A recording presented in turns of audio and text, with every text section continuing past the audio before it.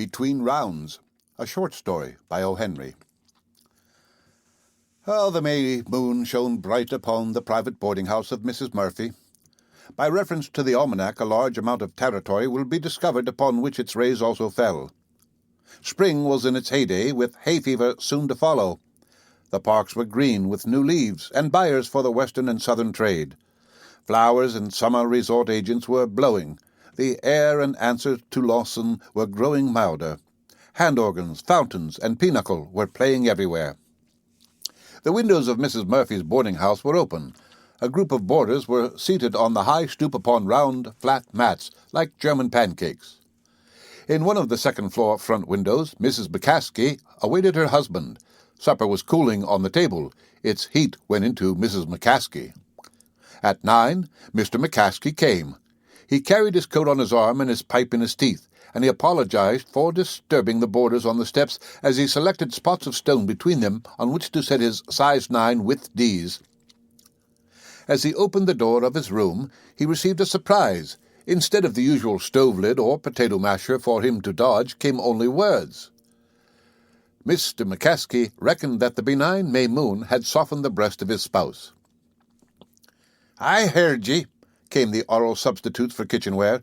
"Ye can apologize to riff-raff of the streets for setting your unhandy feet on the tails of their frocks, but ye'd walk on the neck of your wife the length of a clothesline without so much as a kiss-me-foot, and I'm sure it's that long from rubbering out the windy for ye and the victuals cold, such as there's money to buy after drinking up your wages at Gallagher's every Saturday evening, and the gas man here twice today for his." "Woman," said Mr. McCaskey, dashing his coat and hat upon a chair, "the noise of ye is an insult to me appetite. When ye run down politeness, ye take the mortar from between the bricks of the foundations of society. 'Tis no more than exercising the acrimony of a gentleman when ye ask the descent of ladies blocking the way for stepping between them. Will ye bring the pig's face of ye out of the windy and see to the food?" Mrs. McCaskey arose heavily and went to the stove. There was something in her manner that warmed Mr. McCaskey. When the corners of her mouth went down suddenly like a barometer, it usually foretold a fall of crockery and tinware. "Pig's face, is it?" said Mrs. McCaskey, and hurled a stewpan full of bacon and turnips at her lord. Mr. McCaskey was no novice at repartee.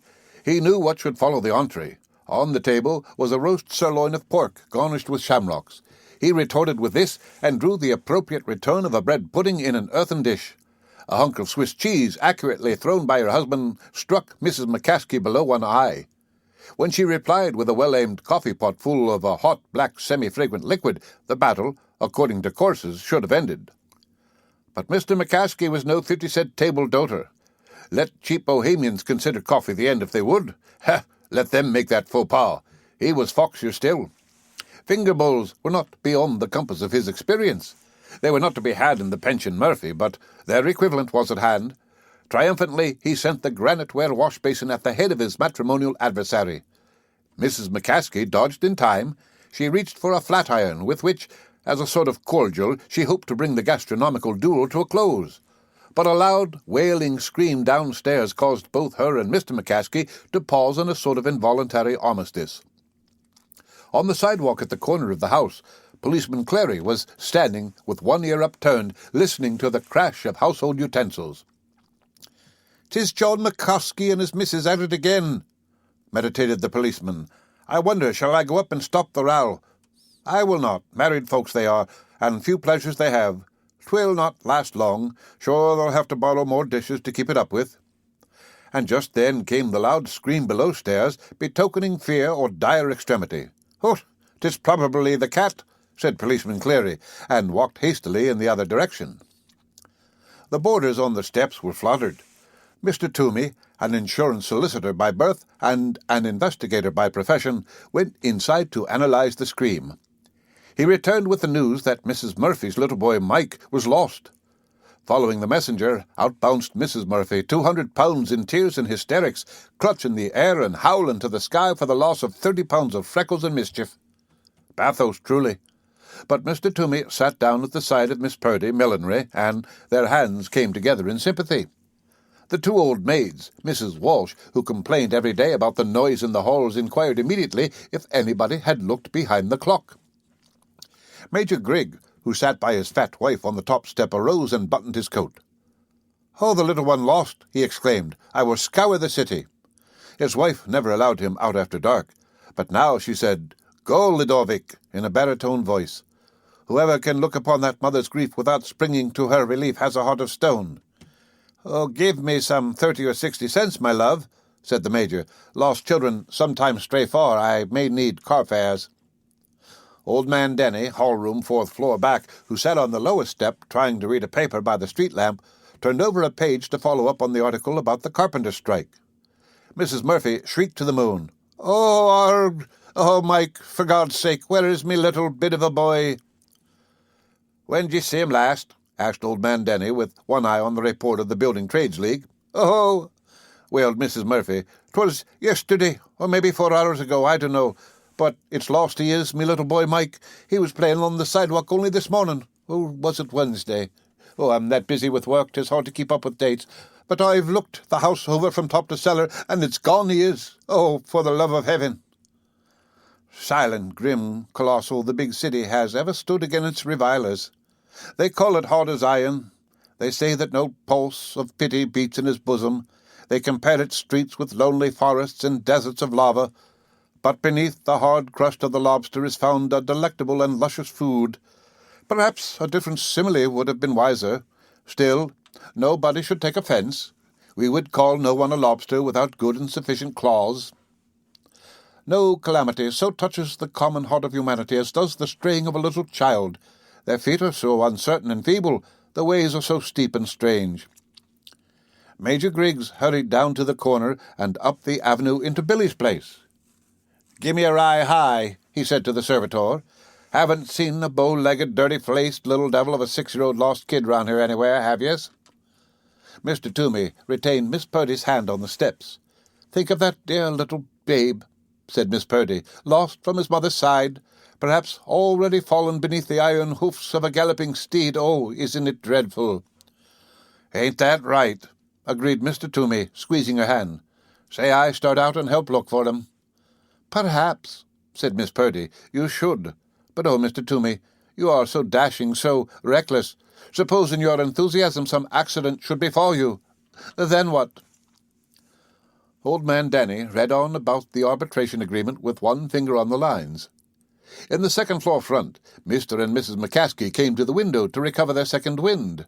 Mr. McCaskey was scooping turnips out of his vest with a crooked forefinger, and his lady was wiping an eye that the salt of the roast pork had not benefited. They heard the outcry below, and thrust their heads out of the window. "'Tis little Micah's lost," said Mrs. McCaskey in a hushed voice. "The beautiful, little, trouble-making angel of a gossoon." "The bit of a boy mislaid?" said Mr. McCaskey, leaning out of the window. "Why, now, that's bad enough entirely. The childer, they be different. If 'twas a woman, I'd be willin', for they leave peace behind 'em when they go."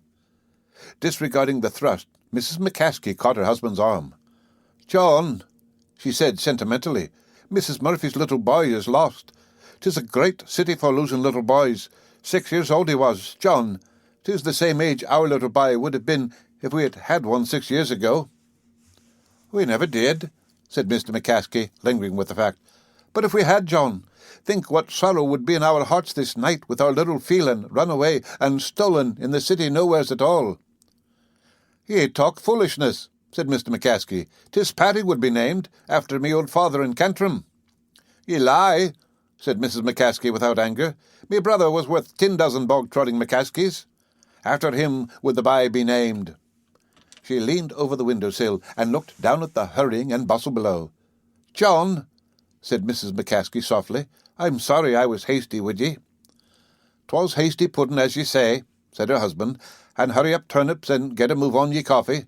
'Twas what ye would call a quick lunch, all right, and tell no lie."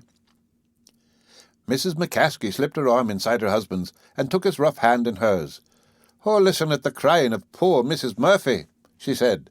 "'Tis an awful thing for a bit of a boy to be lost in this great big city. If 'twas a little Phelan, John, I'd be breaking me heart." Awkwardly, Mr. McCaskey withdrew his hand, but he laid it around the nearing shoulder of his wife. "'Tis foolishness, of course," said he roughly, "but I'd be cut up some myself if our little Pat was kidnapped or anything. But there never was any childer for us. Sometimes I've been ugly and hard with ye, Judy. Forget it." They leaned together and looked down at the hot drama being acted below. Long they sat thus. People surged along the sidewalk, crowding, questioning, filling the air with rumours and inconsequent surmises.